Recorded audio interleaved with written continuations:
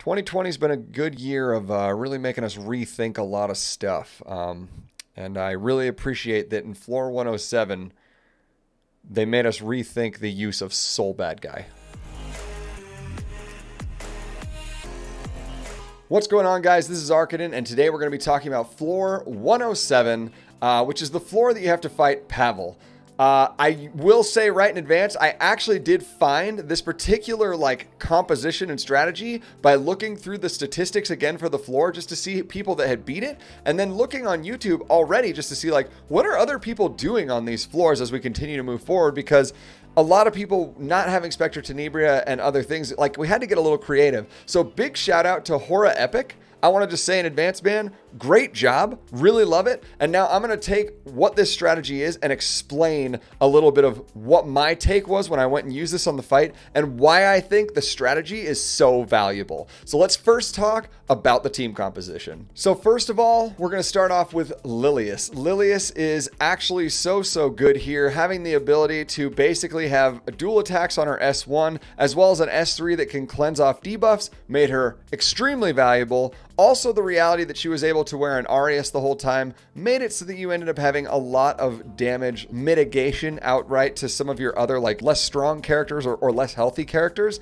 Lilias, all in all, big, huge pickup here, especially if she ended up getting dual attacks with the next character we're going to talk about, and that's going to be Bellona. So for Bellona, you're going to notice right off the bat, I actually had to go back and recreate what her gear looked like because I ended up putting her old gear back on once I finished it, just due to wanting to make sure that all of my gear was back in the place it needed to be before I started my next floor. So note to self, Bellona, what I ended up putting on her was a lot of lifesteal stuff as opposed to her normal speed set that I have on her. The lifesteal was super helpful for every time she was doing damage to give herself back heals. And then we were able to, because she has the Daydream Joker proc basically on her S1 already, got to actually bring in Bloodstone as her artifact. And between Bloodstone and the general healing of lifesteal set on herself, she became this heal battery that basically anytime she was getting attacks, she was constantly either healing up herself or healing up somebody else on the team that constantly needed it, which ended up being more than enough healing to actually do this floor without any healer. And it sped up the process because she does really incredible damage with her S1. And then of course her S3 has a defense break, which is insane. Next on the list is Dizzy. Dizzy, thank goodness, was actually a character I didn't have to make any changes for. She's actually the exact same that I would use if I was using her for Guild Wars or anything else. I've got her pretty tanky, decent speed. She's at 204. I would say 204 to 220-ish is good. I also, you'll notice, have a decent amount of effectiveness. We're just under 100%. In general, because this is going to have an elemental disadvantage, Dizzy is sort of questionable, I think, by a lot of players that would do this. I think I like Dizzy most because I A, have her molded more, and B, her general utility with having also 3 AoE abilities I thought was more useful here. But she also does have an inherent unfortunate extra 15% where she just can't hit, which is super frustrating, and which also means that you won't necessarily land all of your debuffs all the time, even with your effectiveness being in a pretty good spot. So there is obviously some RNG to this. My Fire Tenebria would have been another option that you could have brought here, but mine doesn't have nearly the molas that I think are necessary. So I think Dizzy actually did a much better job here. All in all, the Eyeless Violin for the strips, the stuns on the S1s, the pushback on the S2, and of course the 3 debuffs on the S3 still made the character so good. And because you inevitably miss on your S3, the landing of your debuffs constantly with that S3 is pretty consistent. The final character on this team that I think actually gets me the most excited, and I was so pumped that I got to use it for this team, was Sol Badguy. So Sol Badguy has been a character you've been able to pick up basically for free during both of the Guilty Gear events that have currently happened. Dizzy is one that you obviously had to get through banner, but Sol, all you had to do is play through story and you were able to actually get a pretty free 6-star out of it, which was amazing. This character is used for almost nothing anymore. I remember fully awakening him back in the day thinking yeah, he's one of my first 6 stars. This is going to be awesome. I can't wait to use him. And then I just never found any places where I actually thought he was super usable. Well, guess what? We found one. Here's where Sol Badguy is amazing, and this is something you may not notice in his kit most of the time. His S2 retaliation as well as his S3 ability are both based on enemies' max health. Not your own, like with Ken, but enemies, which means that you're getting a Daydream Joker type effect out of both the S2 and the S3. So if you tack a Daydream Joker on him, which stacks, by the way, does do even more damage in this particular fight because they're not immune to the max health of enemy. Like it's not immune to that. Like, so you can actually do the damage. You end up getting absurd damage to come out of this guy. So I thought when I had initially seen this that it was going to be like, oh, it must be a relatively fast soul or something because you're really going to want to take a lot of turns. Not even really. From what I saw, the Sol Badguy can be like one of the slowest characters, and from what I found, that's totally reasonable too. You may even get the dual attacks with him with Lilias, which is super amazing. So I ended up just putting all my Shermia gear on, and as you can see, the results are insane. We only get like 143 in speed, but we have over the crit cap that you need to actually hit on a green unit, because as long as you're a fire unit into a green unit, 85% is 100%. So we have that. 275% crit damage, 4,100 attack, and then you're stacking the fact that you're doing max health on top of that with your S2, S3, and then of course Daydream Joker that applies to both S2, S3, and then of course the S1 as well, made Sol Badguy like a hard MVP for this floor. Between his general Daydream Joker existing there, as well as the Daydream Joker that's attached to the S1 of Green Bellona, those two's damage were insane, and then you add in the healing that you're getting as well from the Green Bellona. You'll see why this actually works where you didn't really need another healer. You just needed a few things to kind of line up. So let me go ahead and show you guys the fight and we'll dive right in. So when we jump into phase one, there's a couple of different things you're going to see here right off the bat. There's the Temple Guardian as well as the cannons that are kind of in front of him. So those three cannons have a passive that increases combat readiness when an ally attacks, and when an ally inflicts a critical hit, decreases the caster's skill cooldowns by 1 turn. So there's a lot of necessity to keep these cannons relatively CC'd. Between the Dizzy's S3 and of course, and honestly the Dizzy's S1 to be able to get some stuns off on them, that's where you're going to do most of your CCing and dealing with these cannons, and she does a pretty darn good job of keeping that up. Also, note to self that her debuffs are also able to land on the Temple Guardian. So when we talk about him, that is something to keep in mind too. You're actually going to be stunting a lot of his damage coming out as well. So good stuff there. Keep them CC'd. They'll be good to go. And then when you're talking about the Temple Guardian, who is the actual boss here, something to note is there's actually a couple different things. Number one, he starts with his S3 up, and his S3 puts a critical buff on everybody, all three of his cannons and himself, and then it puts an undispellable shield on himself.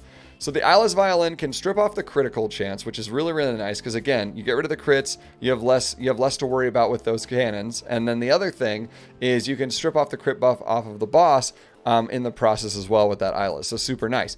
Now, the way to get rid of the shield on the Temple Guardian is actually interesting. You can't just bang through it as hard as you want to. You legitimately have a specific thing that only works on it, and that is S2 and S3 abilities. So Sol Badguy came in huge for taking down the shield, like very, very huge. Number one, when the first ability goes off that he uses right at the beginning for the Temple Guardian, it actually procs Sol Badguy's S2, which makes him go in and do a huge chunk of damage to that shield right off the bat.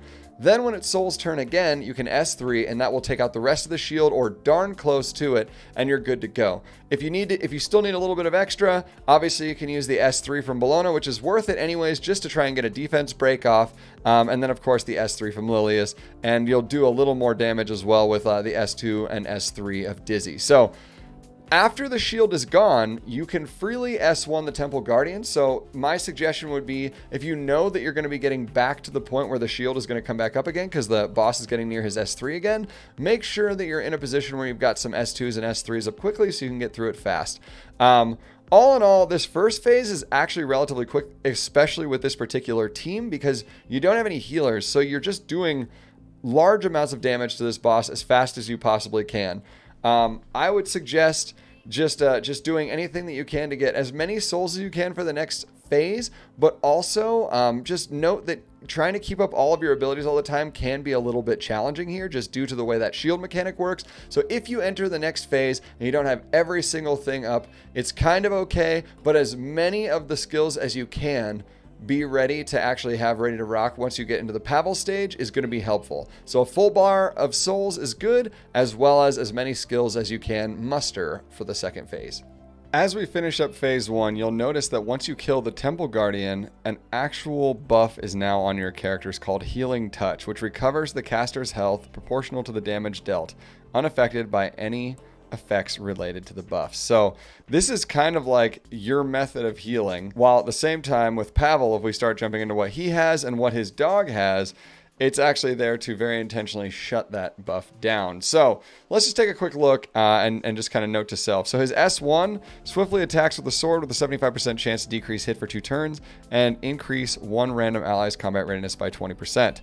So of course he's boosting the dog whenever he does that, as well as decrease hit chance is a big deal here, because if you don't actually hit when you crit, it won't happen and your damage will be significantly lower. So you really need to get rid of that as fast as you can. And the only real option we have for that is Lilias, who needs to ultimately be using her S3 for combat readiness in this more than she needs to be using it for cleansing. So it's kind of a weird one.